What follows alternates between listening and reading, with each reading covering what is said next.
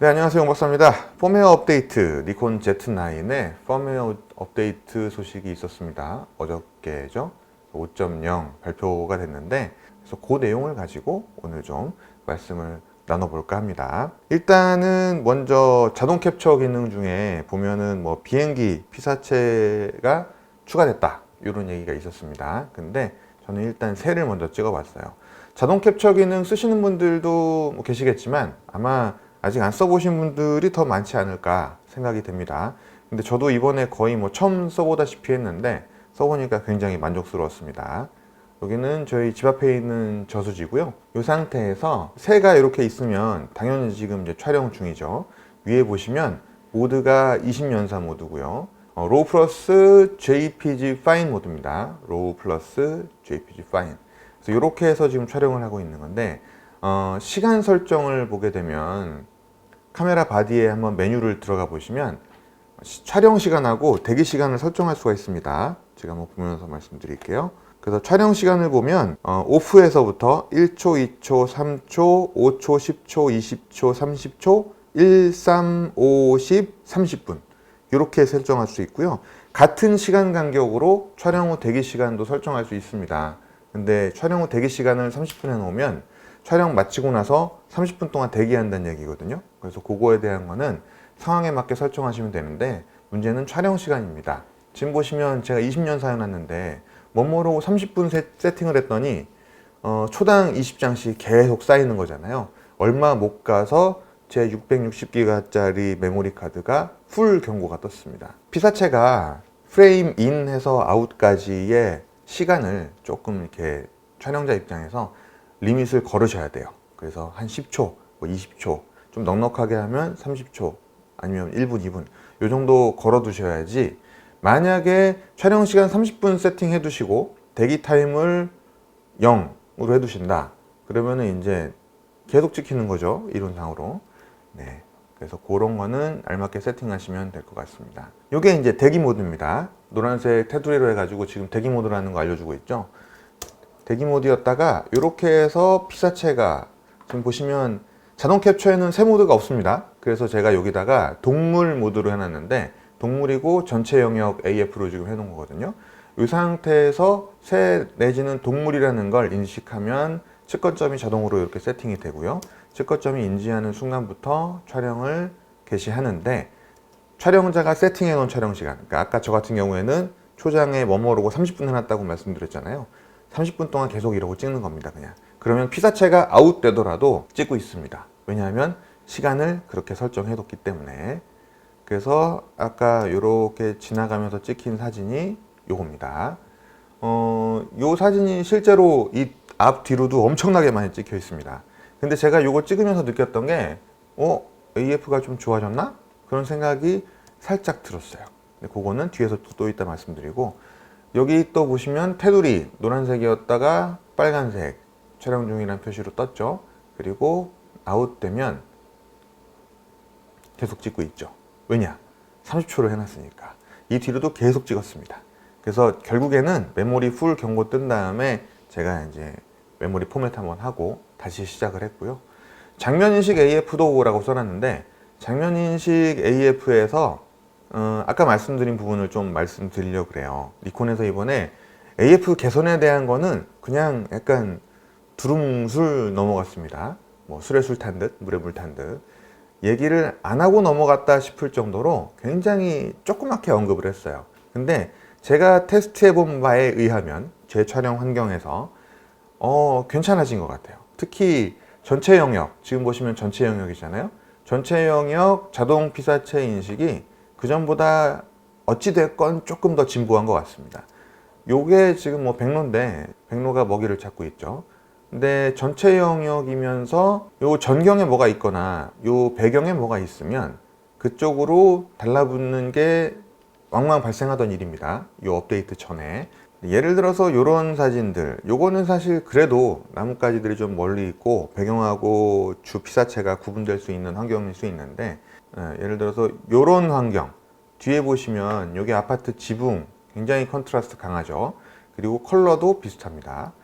요런 환경에서는 새를 추려서 잡는 게 쉽지 않았거든요. 제가 이걸 쭉 트래킹하면서 찍은 건데 이날도 이 새만 한 뭐 몇백 장 찍은 것 같습니다. 따라가면서. 근데 초점이 나간 사진이 몇 장 있긴 있습니다. 근데 많지 않아요. 그게 요 다음 컷에서 잠깐 요 지붕을 잡았다가 다시 요 빠져나가면서 바로 여기서 초점을 잡았더라고요. 그래서 지나가면서부터는 계속 나무 배경일 때는 초점이 맞아 있는 그런 모습을 확인할 수 있었습니다. 요 앞쪽에 있는 사진들은 요것도 요 사진은 고니가 이제 가기 전날일 거예요. 가기 바로 전날. 네, 어저께 사라졌습니다. 요 고니들이 날갯짓을 하고 이렇게 막 놀고 있는데 이게 해가 뉘엿뉘엿 넘어갈 때거든요. 근데 제가 처음에 요 오른쪽에 있는 고니를 찍기 시작했습니다. 근데 왼쪽에 있는 고니는 없었죠, 처음에는. 그러다가 날아왔어요. 날아와서 착륙하면서 이제 날갯짓을 하고 있는 모습인데, 그래서 제가 갑자기 카메라를 탁 틀었는데 바로 그냥 이 고니를 잡아주더라고요. 그래서 이런 사진을 담을 수 있었던 겁니다. 두 마리가 이렇게 있었고, 네, 요거는 좀 전에 말씀드린 것처럼 트래킹 하는데 이런 걸 찍어보니까 분명히 AF 뭔가 개선이 있는 것 같은데 또 뭐 AF 개선 됐어요 라고 발표했다가 유저들이 이게 무슨 개선이냐 뭐 이러면은 또 욕먹는 것 같은 느낌 들어서 싫어서 얘기를 안 했는지 모르겠지만, 아무튼 제가 느끼기엔 네, AF 개선이 있습니다. 이런 사진 같은 경우에는 배경이 하늘이잖아요. 지금 사실 못 잡으면 안 되죠. 근데 이런 경우에도 이거는 요 전전 펌웨어 업데이트일 때, 그러니까 완전 초창기에는 전체 영역 AF 자동 인식으로 놨을 때 이 피사체, 내가 찍고 싶은 새를 잡는 경우가 확률상 좀 실패하는 경우가 있었습니다. 근데 이번 펌웨어 업데이트 하고 나서 잡았을 때는 아주 만족스러웠어요. 그리고 제가 그러면 작은 새도 잘 잡나? 그래서 제가 참새 같은 작은 사이즈의 새들을 찾아봤습니다. 그랬더니 요런 새가 나무에 앉아 있더라고요. 요게 어저께 저희 와이프가 그 조류 도감 찾아가지고 새 이름을 알려줬는데 제가 또 깜빡했습니다. 아무튼 요 아이를 이렇게 촬영해서 확대를 해봤습니다. 확대를 했더니 이렇게 찍혔어요. 그리고 촬영할 때도 나뭇가지랑 이런 복잡한 환경들인데도 불구하고 눈 인식을 잘 해서 굉장히 뿌듯했습니다. 제가 뭐 조류를 촬영하는 사람은 아니지만 같은 새인데 이렇게 찍고 있을 때 계속 눈에 딱 붙어 있었어요. 초점이. 요 장면도 네, 딱 이렇게. 이건 좀 약간 확대해보고 나서 소름 돋았습니다. 렌즈가 600mm거든요. 600mm는 빌려서 사용한 건데 600mm PF Z 마운트 6.3이죠, 밝기가. 그래서 해가 보시면 완전히 옆에서 들어오거든요. 해가 뉘엿뉘엿 넘어갈 때여가지고. 근데도 굉장히 만족스러운 사진이 나왔습니다. 이거는 AF 개선이 된 느낌이 확실한데 왜 코멘트를 안 했을까, 니콘에서 라는 좀 아쉬움이 있어서 제 개인적으로라도, 개인적 경험이니까요. 네. 촬영 환경에 따라 다를 수 있습니다. 또 여기선 좋아진 것 같은데 어떤 특정 상황에서는 더 안 좋아진 것 같아요. 이렇게 느끼실 수도 있어요. 근데 어쨌든 제가 저희 동네에서 심심풀이로 찍을 때 느끼는 환경상에서는 괜찮았다, 더 좋아진 것 같다, 그런 내용입니다. 그리고 초점 포인트 두께 설정, 이거 사실 저는 굉장히 만족스럽습니다. 일단 메뉴에서 보면 설정을 이렇게 할 수 있어요. 테두리 두께를 1, 그 다음에 2, 3 이렇게 할 수 있습니다. 3 할 수 있는데 여기에 지금 밤이고요. 밤이니까 사실 측거점이 원래 잘 보입니다. 낮에 도심지에서 찍어보신 분들 아시겠지만 낮에 피사체 구성이 복잡한 환경에서는 측거점 솔직히 보기 힘들어요. 뷰파인더로 보면은 그래도 좀 나은데 LCD 보고 찍으려면 초점 포인트 어디 있지? 찾고 있어야 됩니다. 근데 요거를 이게 1일 때인데 2로 세팅하면 아까보다 두꺼워졌죠. 보시면 지금 요게 반셔터 잡았을 때 녹색, 요게 반셔터 안 했을 때 빨간색. 초점 포인트 두께를 3으로 했다, 이렇게 됩니다. 영역을 잡아서 쓰시는 분들은 측거점 되게 중요하잖아요. 3으로 놓고 두면 사실은 너무 좀 두꺼운 거 아닌가? 그런 느낌이 좀 있어요. 그래서 저는 지금 2로 세팅해 두고 사용하고 있습니다. 그리고 펑션 1 버튼에 할당할 수 있는 기능들이 더 많아졌다, 이렇게 발표가 됐죠. 여기서부터 제가 쭉 내려가면서 그냥 메뉴를 찍은 건데, 쭉 내려가는 건 원래도 가능했던 겁니다. 네, 여기부터가 새로 추가된 메뉴들인데 저는 사실 잘 모릅니다. 네, 어떻게 쓰는지 일부 몇 개는 뭐 알 것 같기도 한데 그렇게 잘 알지는 못하는 내용들이에요. 근데 어쨌든 카메라에서 화상을 바로 편집해서 어디론가 보내야 되는 분들한테는 꽤 유용한 기능일 수 있을 것 같습니다. 픽처 컨트롤에 뭐 리치톤 인물 들어온 거, 근데 딥톤 모노크롬은 안 들어왔죠. 그러니까 약간 뭐라 그럴까, 니콘에서 보는 Z9의 성격을 그렇게 보는 게 아닌가? 라고 조금 뭐 합리화시켜 보려고 하다가 그래도 그렇게 어려운 건 아닐 텐데 왜 안 넣어줬지? 이런 생각도 드는 게 사실입니다. 자, 그리고 비행기 샘플을 좀 찍어 봤는데요. 요즘 보기 힘든 보잉 747이죠.